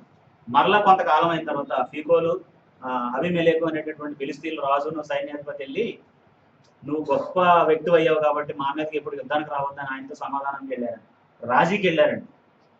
ఆ రోజు ఇస్సాకు తిరగబడి మా నాన్న బావి అని కొంతమంది పెద్దలను పోగేసి ఫైట్ చేసి ఉంటే ఇస్సాకు అక్కడే ఉండేవాడు. ఎవరి దయ ఆయన మీద ఉండేది కాదు, దేవుని దయ ఉండేది కాదు. అందుకే ఒకని నడతలు దేవునికి ఇష్టమైనప్పుడు వాని శత్రువును కూడా ఏం చేయగలడట దేవుడు. కానీ ఈ మిత్రుని చేయడానికి, బాధపడటానికి మధ్య కొంత పీరియడ్ ఉంటుంది. అక్కడ పేషెన్స్ కావాలి. అక్కడ పేషెన్స్ లేకపోతే ఈ కార్యం జరగదు. ఉన్న పళంగా చేయలేడు దేవుడు మిత్రుడిని. ఉన్న పళంగా చేయడం కుదరదు. మిత్రుడిని చేసినా నువ్వు మిత్రుడిగా అతన్ని అంగీకరించలేదు. అలాగా. కాబట్టి దీన మనసు అనేటటువంటి వస్త్రాన్ని ధరించుకొని మిమ్మల్ని మీరు అలంకరించుకోండి. దేవుడు అహంకారులను ఎదిరించి దీనులకు కృప అనుగ్రహించండి. దేవుడు తగిన సమయమందు మిమ్మల్ని హెచ్చించినట్లు. మనకు వచ్చిన శ్రమ ఎప్పుడు పోవాలనేది ఎవరు నిర్ణయిస్తే మంచిది? ఎవరికి బాగా తెలుసు? ఎవరికి బాగా తెలుసండి? మొన్న మా పాపకు బాగా ఫీవర్ వచ్చినప్పుడు, హై ఫీవర్ వచ్చి ముఖమంతా ర్యాషెస్ వచ్చినాయండి. ఎలా వచ్చినాయి అని అంటే అది మేము చూడలేనంత భయంకరంగా వచ్చేసింది. ముఖం అంతా ఎర్రటి మచ్చలు వచ్చేసింది. అప్పుడు డాక్టర్ గారి దగ్గరికి వెళ్తే నేను చెప్పాను, ఏదన్నా కొన్ని అడ్మిట్ చేయమంటే చేస్తానండి, నాకు భయంగా ఉంది అని అంటే 3 రోజులు ఇంకా ఎక్కువ అవుతాయి, ఆ తర్వాత తగ్గిపోతాయి అని చెప్పాడు. ఆ సమయం ఏదో తగ్గే సమయం ఏదో ఎవరికి తెలుసు? ఆయనకి తెలుసు. ఆయన దాన్నే చదివాడు. ఆయనే దాని మీద నియమించబడినటువంటి అన్నట్టుగానే 3వ రోజు తగ్గిపోయింది. అలా కాకుండా ఇంకేమైనా ప్రయత్నాలు చేసినా తగ్గుతుండయా? తగ్గవు. ఎందుకంటే డాక్టర్ తెలిసే చెప్పాడు ఆ మాటని. అలాగే మనకి ఎప్పుడు ఏది చేస్తే మనకు ఉపయోగపడదు అనేది మనకు బాగా తెలుసా, దేవుడికి బాగా తెలుసండి. మనం చాలాసార్లు నాలుగు ఖర్చుకుంటామండి. అది మొన్న జరిగి ఉంటే నాకు ఉపయోగపడేది కాదు, ఈ రోజు జరగబట్టే ఈ పనికి ఉపయోగపడింది అని చాలాసార్లు అనుకుంటాం. తగిన సమయం ఎవరికి వదిలేయాలి? ఎప్పుడు కూడా దేవుడికి వదిలేయాలి. మన ప్రయత్నం ఏంటంటే చెయ్యాలి, దేవుడు చెప్పిన పని చేయటమే. ఎప్పుడు రైట్ టైం రావాలో అప్పుడు రైట్ టైం వస్తుంది. ఎప్పుడు ఎలా దేవుడు ఆశీర్వదించాలో అలాగే మనల్ని ఆశీర్వదిస్తాడు. ఎందుకని అంత బాధ్యత ఎక్కడ ఉంది దేవుడికి? అప్పుడు పేతురు చెప్తున్న మాట ఏంటంటే, ఆయన మిమ్మును గురించి చింతించుచున్నాడు. సూర్యుడి గురించి కాదు, చంద్రుడి గురించి కాదు, భూమి గురించి కాదు, సముద్రం గురించి కాదు, మనకంటే కొన్ని వేల కోట్ల రెట్లు ఎక్కువ శక్తి ఉన్నటువంటి గ్రహాల గురించి కాదు. దేవుడు ఎప్పుడు ఎవరి గురించి చింతిస్తాడండి? మన గురించి. మనం ఎలా బ్రతుకుతామా, మనం ఎలాగ ఆయనకి ఇష్టలుగా ఉంటామని ఆయన ఆలోచిస్తాడు. కాబట్టి మనకు సహాయం చేయడానికి రెడీగా ఉన్నాడు. ఇశ్రాయేలును కాపాడువాడు ఉరుకడు నిద్రించడు. కానీ మన గురించి ఎప్పుడు 24 గంటలు ఆలోచించి మనం ఏం చేస్తామండి? మన విషయంలో మనం ఒక 6 గంటలు 8 గంటలు ఒళ్ళు మార్చి నిద్రపోతాం. మన గురించి దేవుడు ఏం చేయట్లేదట? ఆయన దృష్టిని ఎప్పుడు పక్కకి తీసుకోవట్లేదు. అంత చింతిస్తున్నాడు నీ గురించి, అంత బాధ్యతతో ఉన్నాడు నీ గురించి. కారణం ఏంటంటే ఆయన నీ తండ్రి. ఆయన మన తండ్రి. ఆకాశం అందైనను భూమి అందైనను దేవతలను పడినవి అనేకమున్నను మనకు ఒక్కడే దేవుడు ఉన్నాడు, ఆయన తండ్రి. ఆయన నుండి సమస్తము కలిగాయి. 1 కొరింథీ 8:6 చెప్పాడు, ఆయన మన తండ్రి. కాబట్టి మనం చేయాల్సిన పని ఏంటి అని అంటే, మీ చింత యావత్తు ఆయన మీద వేయండి. ఇప్పుడు ఒక వ్యక్తి బరువు మోస్తున్నాడు, అతను మొయ్యలేనంత బరువు ఇలా మోసుకుంటూ వస్తున్నాడు. ఎవరో వచ్చి నేను కాస్త లెక్క పట్టుకెళ్తాను, నాకు కాసేపు ఇమ్మన్నాడు. ఈ బరువు ఆయనకి అప్పగించేసినటువంటి వ్యక్తి ఎలా ఉండాలండి? ఇప్పుడు కూడా తోలుకుంటున్నాడు వల్ల. ఎందుకని? ఈ బరువు ఈయన మీద లేదు, ఇప్పుడు ఇది ఇంకొకరికి ఇచ్చాడు, ఆయన మోస్తున్నాడు దాన్ని. అప్పుడు ఎలా ఉండాలి? తేలిగ్గా ఉండాలి. ఉంటామా దేవుడితో మనం అలాగా? ఆయన ఇదిగో నేను ఈ విషయంలో ఎదురు చూస్తున్నాను, నువ్వు సహాయం చేస్తావని నేను ఎదురు చూస్తున్నాను అని మన చింతను ఆయనకు అప్పచెప్పేసి మనం ప్రశాంతంగా ఉంటామా? దేవుడు ఎటు నుంచి చేస్తాడు, ఎలా చేస్తాడని ఎప్పుడు ఆలోచిస్తూ ఉంటాం. దేవుడికి అప్పగించాక అంతకంటే ఎక్కువ భారం పెట్టుకుంటామండి మన మీద. ఎలా రాబోతుంది, ఎలా జరగబోతుంది, ఎలాగవుతుంది అని ఇంకెక్కువ చింతిస్తాం అన్నమాట. ఇంక ఉపయోగం ఏముంది? ఇప్పుడు మనమే ఎవరినైనా ఒక పని చేయమని, ఆ పని అతను చేస్తున్నాడో లేదో అతను వెనకాల తిరుగుతున్నాం అనుకోండి, ఎలా ఫీల్ అవుతాడు ఆ పని అప్పగించబడినటువంటి వ్యక్తి? నువ్వే చేసుకోవా అని పడేస్తాడు కాసేపు ఉన్నాక. ఇప్పుడు నన్ను నమ్మనప్పుడు, నాకు ఈ పని అప్పగించి నువ్వు రిలాక్స్డ్గా లేనప్పుడు నువ్వు నా వెనకాల ఎందుకు తిరగడం, ఎందుకు తిరగడం, నువ్వే చేసుకొని తిరిగి ఇచ్చేస్తాడు. దేవుడు అలాగే ఇవ్వట్లేదండి. ఆయన మనల్ని ఇంకా భరిస్తున్నాడు. ఆయన నేర్చుకోమంటున్నాడు. కాబట్టి మంచి విషయాల మీద ఆసక్తి గల వాళ్ళు ఏం చేస్తారు? మన చింతని ఎవరి మీద వేయాలి?